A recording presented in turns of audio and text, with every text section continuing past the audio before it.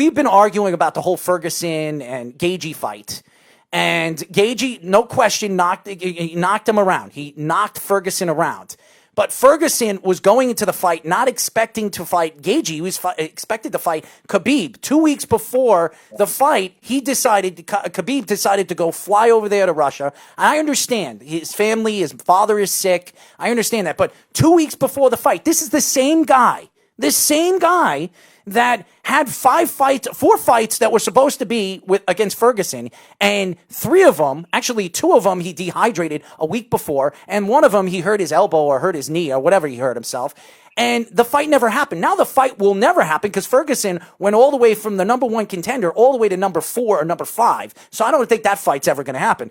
If you were Ferguson, would you have gone into the fight knowing that you did not expect to fight Justin Gaethje? Yeah, I feel like Gaethje is a top-notch fighter, and you need a full camp for that one.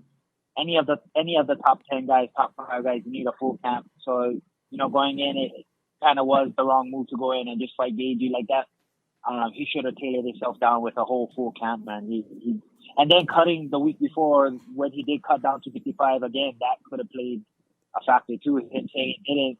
It's hard to believe, man. He didn't really look like himself when he fought Gaethje. That's right. Okay, my head's about to explode right now. Not because of you, Maki, because this guy over here is making it sound like he just proved a friggin' point. Where we have it on video, if you go back, he felt that Ferguson got screwed. He did get screwed. Because Gaethje beat him, and he didn't have a chance to train, and he didn't have a chance to this, but he agreed to the fight. He agreed to the fight because he's not going to back down. He agreed to the fight. So therefore, boo-hoo my ass. You agreed. Yeah. You can't now lose, and now, you got to eat it. You got to eat it. He did eat it. Yeah, Maki, exactly. whose side are you on? Team Panda or Team Team Gratitude? When it's all said and done, the man signed the contract. So it's all his fault. But Maki. So I got to go ahead. Go ahead. Say it. Say it. Panda. Say it. Say it. Come with it, man. That's it. It's over. Go with Panda on this one, man. Thank you. Well, Thank you. I disagree, Maki. So there. Bamboo up your ass. There you go. I'll tell you this. I wish he could have. He had his options on the table. Mm-hmm. Now, my thing was, if Ferguson really wanted to, he could have said no. He knew what was going into it. Exactly. Ferguson could have said no and basically just held it out there. Let me get a full camp for this guy. Plain and simple. Well, he had the leverage. He did have the leverage. Again, he was getting brought. First of all, he needed the money, and I know that Ferguson needed the money in the situation. He hasn't fought in. Remember, he tore his ACL, and he was out of fighting for almost 7 or 8 months. Yeah, because he started chasing aliens. Chasing aliens. On the highway. Went to Area 51. You see what I deal with, Maki? Please. Do you see what I deal with? No, but I'm not about excuses. I'm not about excuses. It's not an excuse. If you said yes, you agreed to take the fight. So therefore, you have a 50-50 chance of winning and losing.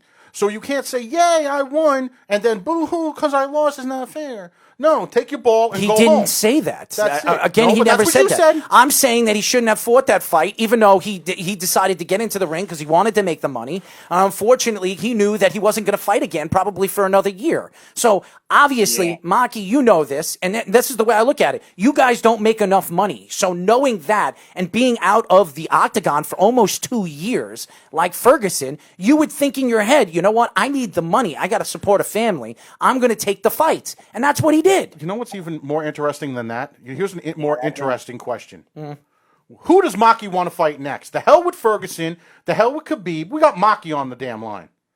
Coconut bombs. He damn near killed somebody last fight. Let's talk to Maki. Maki, who do you want next? I want anybody that's going to reach me into the top 20, top 15. That's where I want to be right now. That's where I want to fight. And then the money's going to be good there. And then leapfrog over to the top 12, top 10. One of my biggest questions. Take about 1 or 2 fights, and then we're there. How the hell did you not get a performance bonus for that knockout? The last time I saw a knockout like that, man, they brought the house down though.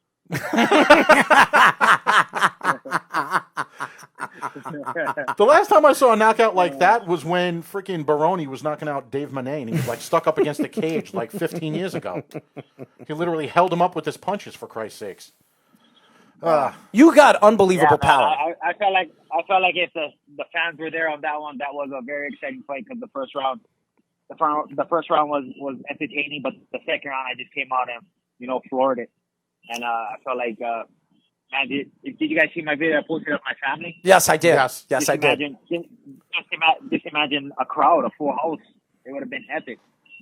Well, it was epic, and you're an unbelievable fighter. You got some power. When I look at you, Maki, you don't know where that power comes from, but you can see the torque when you throw the punches. You use a lot of your hip. And when you landed that punch, it completely, you saw his whole face. If you watch it in slow motion, his whole face pushed back like when you watch a boxing fight and you see how their faces. Yeah. That's the way it looked when you knocked him out. It was unbelievable. It really was. Yeah. What is it like fighting in Hawaii? And I grew up a huge BJ Penn fan. I love him. I think the guy is. First of all, he's the fastest. He had the fastest black belt in Brazilian Jiu-Jitsu in American history. I think in less than 2 years. What is it like fighting out in Hawaii with BJ Penn? It's amazing. BJ Penn is a legend here. He's led the way for many of us younger fighters and the next waves of MMA fighters to come. It means he kind of put his foot in the door for all of us local fighters to let us know, this is one of the ways to get there. Fighting here in Hawaii, we had that warrior mentality, that spirit in us from the birth, man. We come out here, we carry ourselves with pride. When we fight, it's even greater, and we love to defend where we come from and what we stand for. I also saw what BJ Penn does in his training when he trains some of the fighters. He brings them into the ocean and he takes them on the lava rocks. Yeah, the lava rocks. The run. And it's pretty crazy what you guys do, especially some of the training over there in Hawaii. It's absolutely incredible. Tell us a little bit about the training out there and how do you train out there for your fights? Now I have a steady regimen. I wake up at about 5:15 in the morning, and 2 days out of the week I'm down at the beach. I'll do some run swims, and I use what the essential things I have available to me. I got the beach. I'm going to use the beach for running and swimming. Workouts. I have our home gym, and I have our gym at home that we use to work out. So I'm working out every morning using what we can do to work out. But majority of the time I'm at the beach. I love the beach. Just recently we've been starting to hike, but the beach is where I'm at all the time. You can find me there. I just love it, man. We're in paradise, and we got to use what we have available, not just the 24-hour fitnesses, not just the private gyms. Get outside, get to a park, get to a beach, get to a mountain, do some outdoor work in Mother Nature. It's beautiful and it's good and healthy for you. When you talk about going out to the gym and to the beach and stuff like that, not to go steering with this whole COVID thing, do you guys have any limitations out on the islands like we do here on the mainland? We do, but as long as you're outside 6 feet apart, social distancing, you're good. And we've been doing that. Our beaches are big here, our parks are big, and everybody can stay within a meaningful distance between each other. And then you also got to be, I guess, in the gym and outside in the parks and stuff like that. And you gotta, if you're in the gym, you gotta wipe down equipment after each use, and I think you only can be there for like 1 hour. But they are letting people in. They are letting people in the gym. What is it, just limited capacity? Yeah. Oh, okay. But it's almost. I'm thinking at the end of this month, it's almost done. Maki, I've been watching mixed martial arts now for over 13 years. I was a fighter. I watched the style of fighting now, and what I learned about mixed martial arts when I started, I didn't understand it because these guys were rolling on the mats, trying to tap each other out, key locks and kimuras and all these different things that you learn, the Brazilian Jiu-Jitsu, especially over there in Hawaii. Now all of a sudden you're watching mixed martial arts and it's become a stand-up fight. All these guys are trying to knock the fighters out. It's become more of a striking style of fighting. What is your thoughts of the way the transition of mixed martial arts has turned from tapping and trying to take people down onto the ground to standing up and trying to knock somebody out? I don't know, man. I guess it's just the wave of the MMA world, what they're seeing at the moment. At that time, I would say it was Matt Hughes, BJ Penn, a lot of ground guys where they would finish on the ground. The majority of their wins was on the ground. GSP, another one, leading the way with a lot of ground and wrestling attacks. So I would see where that could come in. And now you got Israel Adesanya. You got a John Jones, guys that can finish fights on the feet and make it entertaining. And that's what a lot of people want to see now is this amazing striking, wowing style that you can bring out, or I would say just an entertaining style period from start to finish. The fight starts on his feet, and it's up to the fighter where they want to end it or how they want to end it. Maki, I want you to do me a favor. I want you to drop a little bit of weight, and I want you to get in the octagon with the biggest mouth in mixed martial arts, Conor McGregor. I know he said he retired, and I don't believe him in a heartbeat. I think he's coming back. I would love to see you just completely pulverize that guy. He is annoying. I have attacked him. He's attacked me on social media over the years. I can't stand his team. I can't stand anything about him. I would love to see you get into the octagon and completely whip his ass. If the money's right, best believe it. I love this sport, and I love how everybody has that enemy, make an enemy to get the crowd involved and everything. And I feel like I'm in the 185 division now, and I can feel it, man. It's gonna be excited for the future, man. It's gonna be bright. I can feel it, guys. Are you all right over there? Is there everything okay? He's backing up his car, for crying out loud. He's backing up his car. It sounds like the reverse. He's backing up the truck. I don't know. No, I'm out here watching my bar. I'm in the middle of running a restaurant at the same time. Really? Look at you. I mean, he's multitasking. He's an entrepreneur. Yeah, I mean, seriously. Well, they don't pay him enough. They don't pay him enough. That's why he's working at a restaurant. He's got a bistros out there. Oh, give me a break. Man, I'm out here hustling. That's right. I'm telling you, Maki. After that, Maki, I'm gonna do you a favor, man. I am going to. For the love of Jesus. I am going to help you get your new contract. Okay, that's what I'm gonna do for you. I'm gonna reach out to Dana White and his representatives and tell him you better pay this man because this man should not be working at restaurants. He should be training, 14, 13 hours a day and concentrating on his family instead of concentrating on running a restaurant. What do you think about that? Unfortunately, Maki, you know how that's going to go? It's going to go, Dana, yeah, it's Errol Marks. Dana, hello? Hello? Hello? Hello?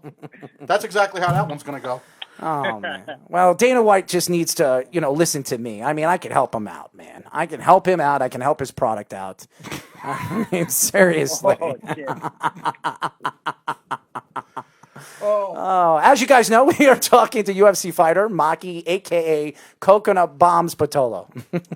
Maki, we're glad that you were able to come on the show. Our thing was, one of the main reasons when we first started this show was we wanted to get the young talent, not just in the UFC, but in all MMA, on the show to give them that platform, because it seems like a lot of the promoters and a lot of different organizations, they focus on the safe names, and they don't, unfortunately, do anything to promote the real talent, that next wave that's coming in. When all of these John Jones and McGregors and all these guys are gone, you guys are the ones that are going to be carrying the sport. You guys are the ones that are going to be carrying the business.